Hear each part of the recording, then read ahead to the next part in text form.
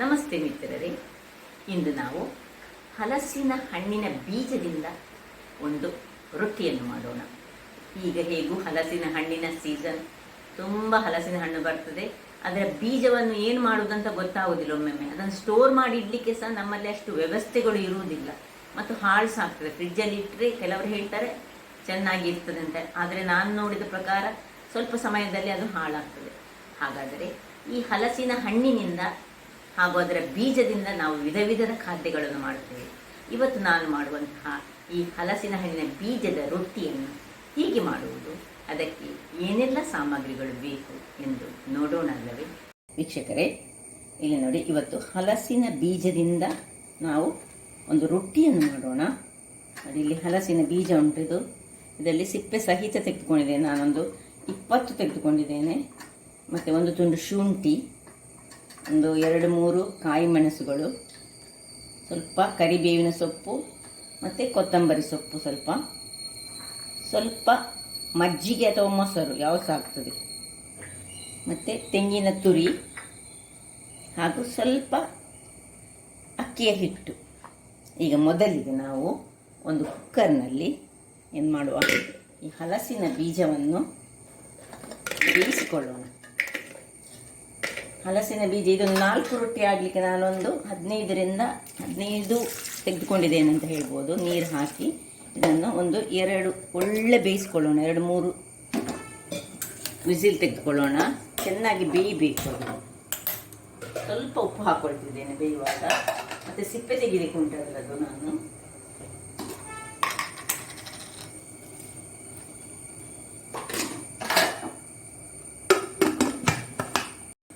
ಈ ವಿಸಿಲನ್ನಿಟ್ಟು ಬೇಯಿಸೋಣ. ವೀಕ್ಷಕರೇ ನೋಡಿ, 3 ವಿಸಿಲ್ನಲ್ಲಿ ನಾನು ನೋಡಿ ತೆಗೆದು ಇದನ್ನು ನೋಡಿ, ಇದರ ಸಿಪ್ಪೆ ಎಲ್ಲ ತೆಗೆದಿಟ್ಟಿದ್ದೇನೆ. ನಾನು ಮೊದಲೇ ಯಾಕೆ ಸಿಪ್ಪೆ ತೆಗೀಲಿಲ್ಲ ಹೇಳಿದರೆ, ಅದು ಬೆಂದ ಮೇಲೆ ಸಿಪ್ಪೆ ತೆಗಿಲಿಕ್ಕೆ ತುಂಬ ಒಳ್ಳೆಯದಾಗ್ತದೆ. ಮತ್ತು ನಮಗೆ ಬೆಂದ ಮೇಲೆ ನಮಗೆ ಗೊತ್ತಾಗ್ತದೆ, ಹಾಳಿದ್ರೆ ಗೊತ್ತಾಗ್ತದೆ ನೋಡಿ. ಹೀಗೆ ಮುಟ್ಟುವಾಗ ಹೀಗೆ ಸ್ಮೂತ್ ಆಗಬೇಕು, ಆ ರೀತಿಯಲ್ಲಿ ನಾವು ಮಾಡ್ತೀವಿ. ಈಗ ಇದನ್ನು ನೋಡಿ ಮಿಕ್ಸಿ ಜಾರಿಗೆ ಹಾಕ್ಕೊಳ್ಳೋಣ. ಹೀಗೆ ಸ್ವಲ್ಪ ಕ್ರಷ್ ಮಾಡಿಕೊಂಡು ಹಾಕ್ಕೊಳ್ಳೋಣ.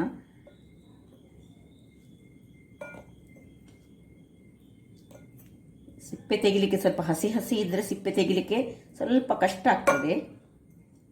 ಇನ್ನು ಇದಕ್ಕೆ ಸ್ವಲ್ಪ ಉಪ್ಪನ್ನು ಹಾಕೊಳ್ಳೋಣ.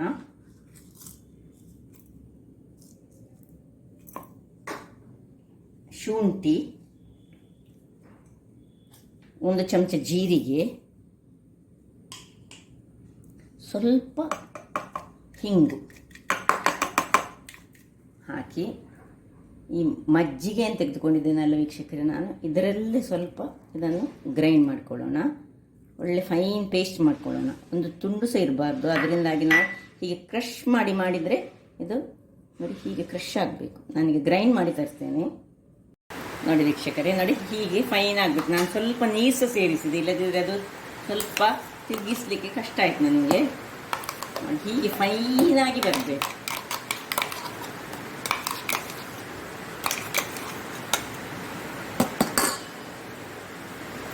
ಎಲ್ಲ ಹಾಕೊಳ್ಳೋಣ.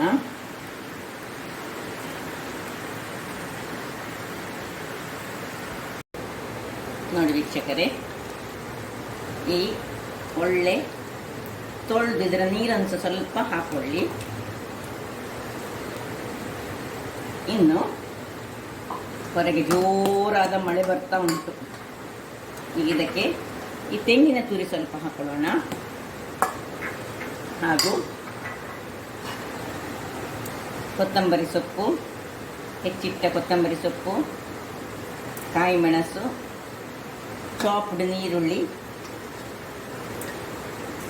ಇನ್ನು ಸ್ವಲ್ಪ ಕರಿಬೇವಿನ ಸೊಪ್ಪಂತ ಒಳ್ಳೆ ಚಾಪ್ ಮಾಡ್ಕೊಂಡು ಹಾಕೊಳ್ಳೋಣ. ಸಣ್ಣದಾಗಿ ಕತ್ತರಿಸಿ ಹಾಕೊಳ್ಳೋಣ.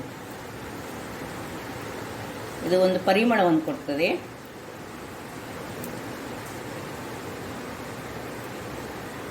ಇನ್ನು ಕೊನೆಯದಾಗಿ ನಾವು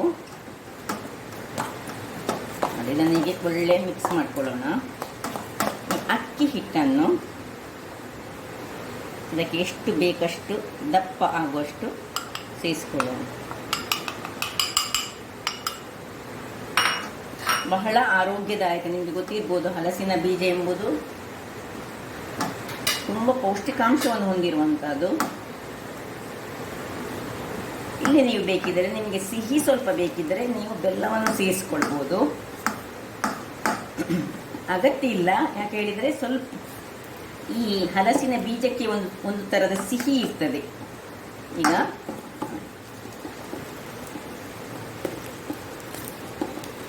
ಒಳ್ಳೆ ಉಂಡೆ ಕಟ್ಟಲಿಕ್ಕೆ ಆಗುವಷ್ಟು ನಾವು ಮಾಡಬೇಕು. ನೋಡಿ ವೀಕ್ಷಕರೇ, ಹೀಗೆ ನೋಡಿ ಈ ಅಕ್ಕಿ ಹಿಟ್ಟಿನ ನಾವು ರೊಟ್ಟಿ ಮಾಡ್ತೇವೆ ನೋಡಿ, ಆ ಹದದಲ್ಲಿ ನಾವು ಮಾಡಿಕೊಂಡು ಇಟ್ಕೊಳ್ಬೇಕು. ಇದು ಬೇಕಿದ್ರೆ ನಿಮಗೆ ಬೇರೆ ವೆಜಿಟೇಬಲ್ಸ್ಗಳನ್ನು ಇದಕ್ಕೆ ಹಾಕ್ಕೊಳ್ಬೋದು. ನಾನೀಗ ಖಾಲಿ ಕೊತ್ತಂಬರಿ ಸೊಪ್ಪು, ನೀರುಳ್ಳಿ ಮಾತ್ರ ಹಾಕ್ಕೊಂಡಿದ್ದೇನೆ ವೆಜಿಟೇಬಲ್. ಮತ್ತು ಶುಂಠಿ ಹಾಕ್ಕೊಂಡಿದ್ದೇನೆ. ಶುಂಠಿ ಯಾಕೆ ಅಂದರೆ, ಶುಂಠಿ ಮತ್ತು ಹಿಂಗು ಯಾಕೆ ನಾನು ಹಾಕಿದೆ ಹೇಳಿದರೆ, ಸ್ವಲ್ಪ ಈ ಬೀಜಗಳು ಸ್ವಲ್ಪ ಗ್ಯಾಸ್ಟ್ರಿಕ್ ಅಂಶವನ್ನು ಹೊಂದಿರುವಂತಹದ್ದು. ಈಗ ನೋಡಿ, ಈಗ ನಾನೊಂದು ಬಾಳೆ ಎಲೆ ಅಂತಂದು ಸ್ವಲ್ಪ ಬಾಡಿಸ್ಕೊಳ್ತೇನೆ ವೀಕ್ಷಕರೇ. ಇಲ್ಲಿ ನೋಡಿ, ನಾನು ಗ್ಯಾಸನ್ನು ದೂರಿಸಿ ಸ್ವಲ್ಪ ಈ ಬಾಳೆ ಎಲೆಗಳನ್ನು ಚೂರು ಬಾಡಿಸ್ಕೊಳ್ತೇನೆ. ನನಗೆ ಬಾಡಿಸಿಕೊಂಡ್ರೆ ಸ್ವಲ್ಪ ಅದು ಉತ್ತಮ. ಇನ್ನು ಇದರಲ್ಲಿ ನಾನು ಬಾಡಿಸ್ಕೊಂಡದ್ರಲ್ಲಿ ಇಲ್ಲಿ ನಾನು ಒಂದು ಕಬ್ಬಿಣದ ಕಾವಲಿಯನ್ನು ಇಟ್ಕೊಳ್ತೇನೆ. ಈಗ ಇಲ್ಲಿ ನೋಡಿ, ಒಂದೊಂದೇ ಉಂಡೆಗಳನ್ನು ಅದರಲ್ಲಿ ಸ್ವಲ್ಪ ಎಣ್ಣೆಯನ್ನು ತಾಗಿಸ್ಕೊಳ್ಳೋಣ. ಅದಕ್ಕೆ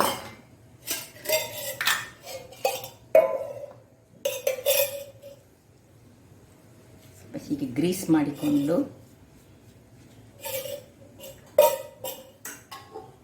ಇದರಲ್ಲಿ ಒಂದು ಉಂಡೆಯನ್ನು ತೆಗೆದುಕೊಂಡು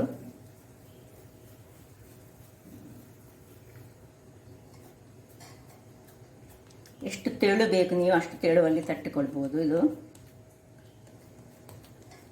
ಸ್ವಲ್ಪ ಈಗ ಕೈಯಲ್ಲಿ ಈ ಮೊಸರನ್ನು ಸಹ ಹೀಗೆ ಇದು ಮಾಡಿಕೊಂಡು ತಟ್ಟಿಕೊಳ್ಬೇಕು. ಇದು ಮೊಸರೆಲ್ಲ ಹಾಕಿದರೆ ಒಂದೊಮ್ಮೆ ಹುಳಿ ಮತ್ತು ಲೈಟಾಗಿ ಹುಳಿ ಇದ್ದು ಬಹಳ ಚೆನ್ನಾಗಿ ಬರ್ತದೆ.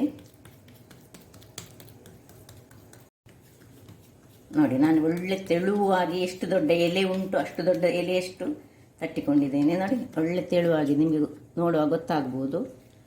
ಈಗ ಇದರ ಮೇಲೆ ಇಲ್ಲಿ ಸ್ವಲ್ಪ ಇದು ಬಿಸಿ ಆಗ್ತಾ ಬಂತು ನೋಡಿ. ಸ್ವಲ್ಪ ತೆಂಗಿನ ಎಣ್ಣೆಯ ಅಥವಾ ಯಾವುದೇ ನಿಮಗೆ ಬೇಕಿದ್ದ ಎಣ್ಣೆಯನ್ನು ಸ್ವಲ್ಪ ಹಾಕೊಳ್ಳೋಣ. ಇನ್ನು ಇದನ್ನು ಇದರಲ್ಲಿ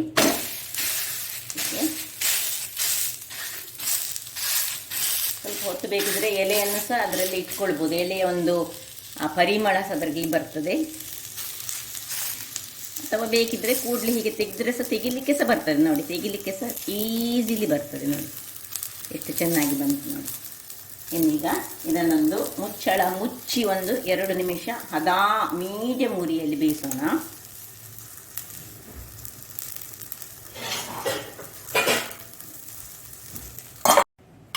ವೀಕ್ಷಕರೇ ನೋಡಿ, ಹೀಗೆ ಆಯ್ತು ನೋಡ್ಕೊಳ್ಳೋಣ. ಬೆಂದರೆ ನಾವಿದನ್ನು ಇದರ ಮೇಲೆ ಸ್ವಲ್ಪ ಇನ್ನು ಎಣ್ಣೆಯನ್ನು ಸವರಿಕೊಳ್ಳೋಣ. ಸವರಿ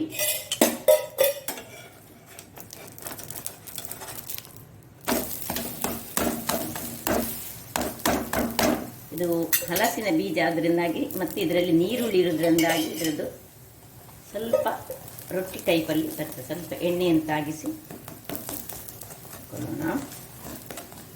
ಇನ್ನು 1-2 ನಿಮಿಷಗಳ ಕಾಲ ಮೀಡಿಯಂ ಉರಿಯಲ್ಲಿ ಇದರ ಕೆಳಭಾಗ ಬೇಯಲಿ.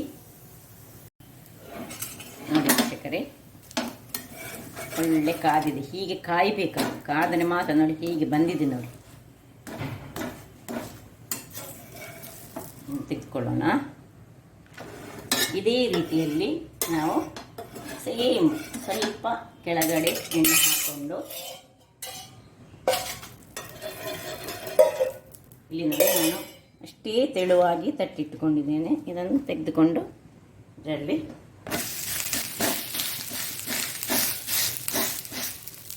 ಕೂಡಲೇ ಸಹ ತೆಗಿಬೋದು, ಅಥವಾ ಇದನ್ನು ಇಟ್ಟುಕೊಂಡು ಮುಚ್ಚಳ ಮುಚ್ಚಿದ್ರೆ ಸಹ ಅದು ಸಹ ಒಂದು ಬೇರೆ ರೀತಿಯಲ್ಲಿ ಆಗ್ತದೆ. ಹೀಗೆ ಸಹ ಮಾಡಿಕೊಳ್ಬೋದು.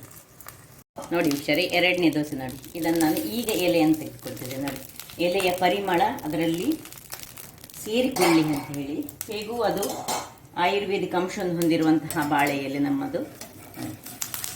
ಇನ್ನು ಹೀಗೆ ತಿರುಗಿಸಿ ಹಾಕೊಳ್ಳೋಣ. ಸ್ವಲ್ಪ ಎಣ್ಣೆಯನ್ನು ನೋಡಿ, ಆಗದು ಸ್ವಲ್ಪ ಹೆಚ್ಚು ಕಾಯಿಸಿದ್ದೇನೆ ನಾನು. ಈಗ ಸ್ವಲ್ಪ ಕಡಿಮೆ ಬಟ್ ಹೆಚ್ಚು ಕಾಯಿಸಿದರೆ ಅದು ಬಹಳ ರುಚಿಕರವಾಗಿರುವುದು. ಆನಿಯನ್ ಎಲ್ಲ ಅದರಲ್ಲಿ ಚೆನ್ನಾಗಿ ಕಾಯಬೇಕು. ನಮ್ಮದು ಹೆಚ್ಚು ಎಣ್ಣೆ ಹಾಕಿ ಮಾಡುವಂತಹ ಯಾವುದೇ ದೋಸೆಗಳು ಅಥವಾ ರೊಟ್ಟಿಗಳು ಇಲ್ಲ. ಹೆಚ್ಚಾಗಿ ನಾವು ಸ್ವಲ್ಪ ಹೆಲ್ತ್ ಕಾನ್ಷಿಯಸ್ ಆಗಿರೋದನ್ನಾಗಿ ಲೆಕ್ಕದಷ್ಟೇ ಎಣ್ಣೆಯನ್ನು ಹಾಕ್ಕೊಳ್ಬೇಕು. ಹೆಚ್ಚು ಎಣ್ಣೆ ಹಾಕಿದರೆ ಬಹಳ ರುಚಿಕರವಾಗಿರ್ತದೆ. ಇದೀಗ ಆಗಲಿ ನೋಡಿ ವೀಕ್ಷಕರೇ, ಎರಡನೇ ದೋಸೆ ಸಹ ರೆಡಿಯಾಗಿದೆ. ಮೇಲೆ ಬೇಕಿದ್ರೆ ಸ್ವಲ್ಪ ಎಣ್ಣೆಯನ್ನು ಅಥವಾ ನಾವು ಬೆಣ್ಣೆಯೊಟ್ಟಿಗೆ ತಿಂದರೆ ಇದು ಬಹಳ ರುಚಿಕರವಾಗಿರ್ತದೆ. ಆಯಿತು, ಎರಡನೇ ದೋಸೆ ಸಹ ರೆಡಿಯಾಗಿದೆ. ಈಗ ಆಫ್ ಮಾಡ್ಕೊಳ್ತಿದ್ದೇನೆ ನಾನು. ಏನು ಚೆನ್ನಾಗಿ ಬಂದಿದೆ ನೋಡಿ. ಇದನ್ನು ನಾವು ದೋಸೆ ಚಟ್ನಿಯೊಟ್ಟಿಗೆಯೂ ತಿನ್ಬೋದು ಅಥವಾ ಬೆಣ್ಣೆಯೊಟ್ಟಿಗೆ ಬಹಳ ರುಚಿಕರವಾಗಿರ್ತದೆ. ನೋಡಿ ಎಷ್ಟು ಸ್ಮೂತಾಗಿ ಬಂದಿದೆ ನೋಡಿ. ನೋಡಿ ಇದು ಸಹ ಎಷ್ಟು ಸ್ಮೂತ್ ನೋಡಿ. ಇದನ್ನು ನಾವು ಬೆಣ್ಣೆಯೊಟ್ಟಿಗೆ ತಿಂದರೆ ಸಹ ರುಚಿಕರವಾಗಿರ್ತದೆ ಅಥವಾ ಚಟ್ನಿಯ ಒಟ್ಟಿಗೆಯೂ ನಮಗೆ ನೋಡಿ, ಚಟ್ನಿಯೊಟ್ಟಿಗೆ ಸಹ ಬಹಳ ರುಚಿಕರವಾಗಿರ್ತದೆ. ನೋಡಿದ್ರಲ್ಲ ವೀಕ್ಷಕರೇ, ಬಹಳ ಸುಲಭ ವಿಧಾನ. ಖಾಲಿ ನಮಗೆ ಈ ಜಾಕ್ ಫ್ರೂಟ್ ಇದ್ದು ಸಿಪ್ಪೆ ತೆಗಿಲಿಕ್ಕೆ ಮಾತ್ರ ಸ್ವಲ್ಪ ಕಷ್ಟ ಆಗೋದು. ಸ್ವಲ್ಪ ಬೇಯಿಸಿದರೆ ಅದು ಬಹಳ ಸುಲಭವಾಗ್ತದೆ. ಹಾಗಾದರೆ ನನ್ನ ಈ ಕುಕಿಂಗ್ ಚಾನಲ್ ನಿಮಗೆ ಇಷ್ಟ ಆದರೆ ಬೋಳೂರು ಸುವರ್ಣ ಚಾನಲನ್ನು ಲೈಕ್ ಮಾಡಿ, ಶೇರ್ ಮಾಡಿ ಹಾಗೂ ಸಬ್ಸ್ಕ್ರೈಬ್ ಮಾಡಿ ಹಾಗೂ ನನ್ನ ಇನ್ಸ್ಟಾಗ್ರಾಮ್ ಪೇಜನ್ನು ಫಾಲೋ ಮಾಡಿ. ಧನ್ಯವಾದಗಳು.